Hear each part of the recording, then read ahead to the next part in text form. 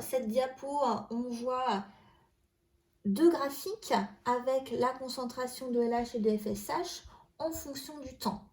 Pareil ici, sauf que là, on a les hormones hypophysaires, LH et FSH, alors qu'ici, on a les hormones ovariennes, oestrogène et progestérone.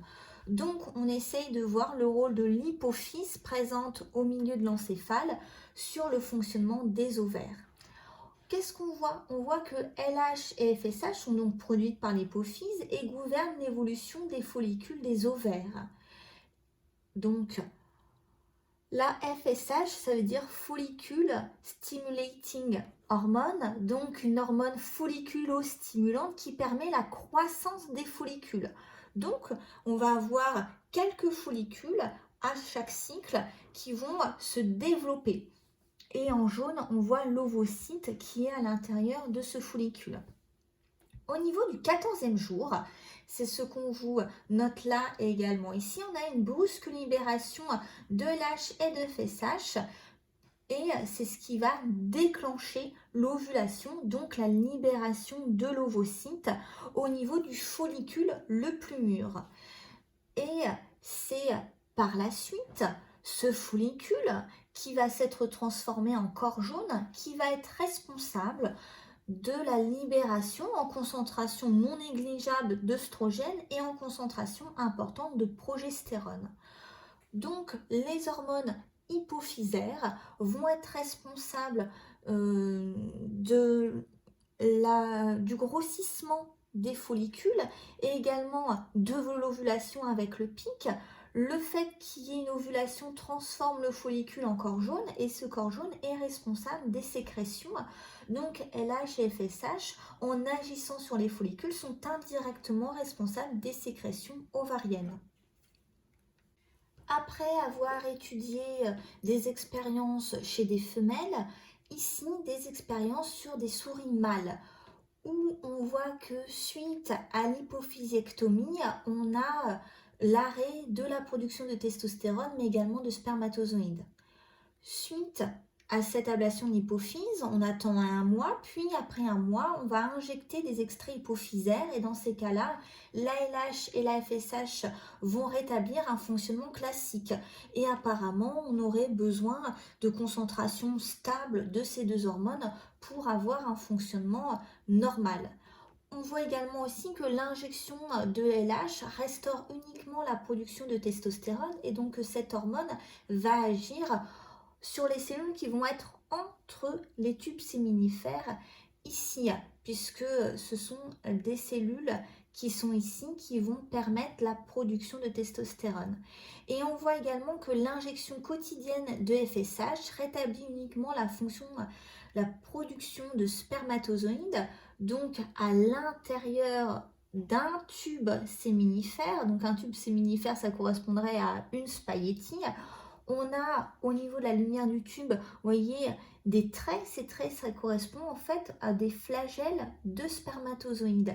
Et bien, la FSH va agir sur les cellules qui sont présentes dans ces tubes séminifères et qui vont permettre le bon développement des spermatozoïdes. Qu'est-ce qu'on peut déduire de tout ça? C'est que l'hypophyse libère deux hormones avec une concentration constante. Pour l'homme, la LH stimule la production de testostérone et la FSH stimule la production de spermatozoïdes. Pour l'homme, comme pour la femme, on est en présence au niveau d'un complexe hypothalamo-hypophysaire. C'est-à-dire que l'hypophyse, qui est notée ici, est une glande endocrine puisqu'elle sécrète LH et FSH à l'intérieur du corps grâce à la circulation sanguine. Au-dessus de cette hypophyse, on a une autre glande qu'on appelle l'hypothalamus qui est notée ici. Plusieurs manipulations ont été faites sur ce complexe hypothalamo-hypophysaire. Alors tout d'abord, première ligne, on va détruire un groupe de neurones hypothalamiques et bien dans ces cas-là, on voit qu'on a un arrêt de la libération de LH et de FSH par l'hypophyse. Déduction suite à la description de l'expérience, à la description du résultat, l'analyse, c'est que l'hypothalamus est indispensable au bon fonctionnement de l'hypophyse. Deuxième ligne, stimulation électrique de ces mêmes amas de neurones, et ben dans ces cas-là, on va avoir une libération brutale de LH et de FSH par l'hypophyse. Donc ici, ces neurones hypothalamiques peuvent être stimulés et donc ça va induire une libération importante des hormones hypophysaires. Troisième ligne, on va couper des neurones et les vaisseaux sanguins entre l'hypothalamus et l'hypophyse, et bien dans ces cas-là, pareil, on a l'arrêt de libération de LH et de FSH par l'hypophyse.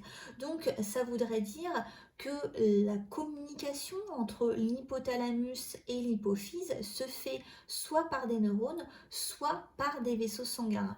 Et lorsqu'on prélève dans le réseau sanguin de la tige hypophysaire, et ben, qu'est-ce qu'on va trouver au niveau de ce réseau de capillaires?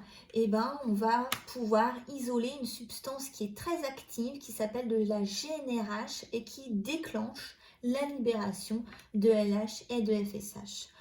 Donc, comme bilan, l'activité de l'hypophyse est contrôlée par la GnRH, qui est sécrétée et libérée dans le sang par l'hypothalamus, alors que l'hypophyse, elle, sécrète la FSH et la LH. Ça, c'est chez l'homme comme chez la femme. Remarque importante, la GnRH est une neurohormone, c'est-à-dire que c'est un messager chimique produit par un neurone et qui va agir comme une hormone, donc c'est un petit peu spécifique, alors que LH et FSH sont des hormones hypophysaires. Chez l'homme comme chez la femme, on a un complexe hypothalamo-hypophysaire avec les neurones hypothalamiques qui vont sécréter de la GnRH, donc qui agit comme une hormone sur l'hypophyse, qui est responsable de la libération de LH et de FSH. Ces hormones vont agir de manière distincte chez l'homme et chez la femme. Alors tout d'abord, chez l'homme, on a un graphique de la GnRH, de l'ALH et de la testostérone au cours du temps. Et ce qu'on voit, c'est que à 5 heures, on a une libération de GnRH importante puisque ça va être multiplié par 10 en l'espace de quelques minutes pour aller jusqu'à 10 picogrammes par millilitre. Suite à cette libération de GnRH, on a une libération de FSH passant de 0,5 nanogrammes par millilitre à 3 nanogrammes par millilitre, qui est donc multiplié par 6. Et encore peu de temps après, alors c'est difficilement lisible, on peut dire une vingtaine de minutes, et ben on a la concentration de testostérone qui est elle-même multipliée par 6 puisqu'elle passe d'environ 0,5 nanogrammes par millilitre à 3 nanogrammes par millilitre. Et il y aurait donc une corrélation importante entre ces trois neurohormones et hormones.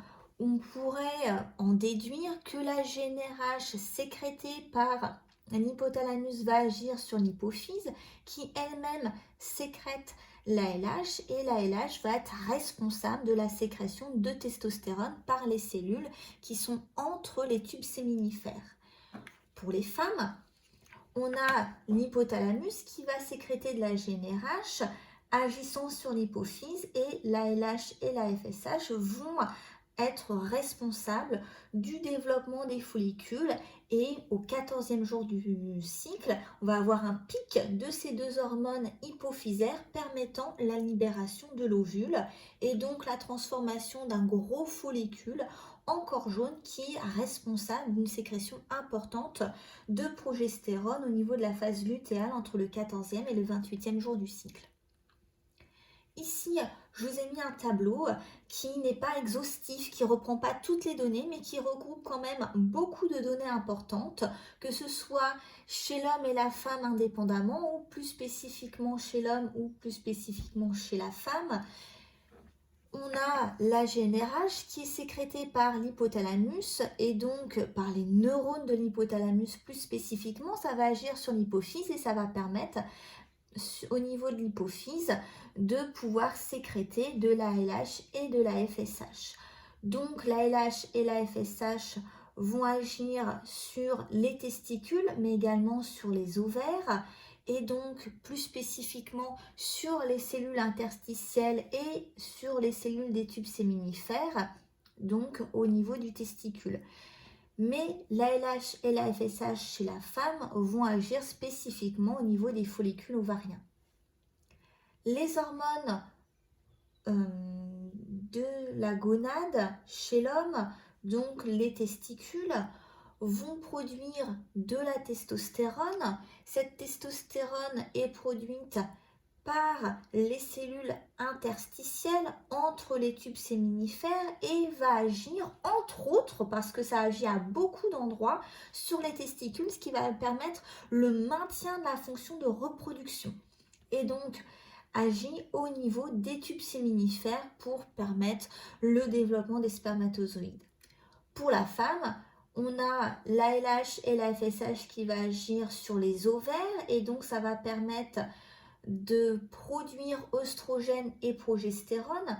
Œstrogène par les cellules des follicules ovariens et par le corps jaune, la progestérone par les cellules du corps jaune plus spécifiquement. C'est pareil, ces deux hormones vont agir à beaucoup d'endroits pour par exemple maintenir les caractères sexuels secondaires comme le développement de la poitrine ou les poils pubiens ou encore les poils au niveau des aisselles, mais entre autres, ça va agir au niveau de l'utérus et les œstrogènes vont agir sur les cellules de la paroi de l'utérus, notamment lors de la phase proliférative, donc les 14 premiers jours du cycle, ce qui va permettre le grossissement de la muqueuse utérine, alors qu'en fin de cycle, au niveau de la phase lutéale, la progestérone va permettre la formation de glandes sécrétrices de mucus, qui va donc enrichir cette muqueuse utérine pour qu'elle soit bien apte à accueillir un embryon.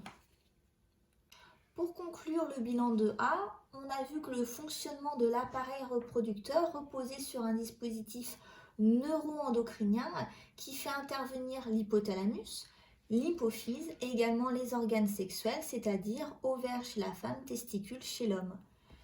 Nous avons donc fini la séance qui parlait du fonctionnement de l'appareil reproducteur. J'espère que vous avez passé un agréable moment en ma compagnie. Je vous dis au revoir à la prochaine séance.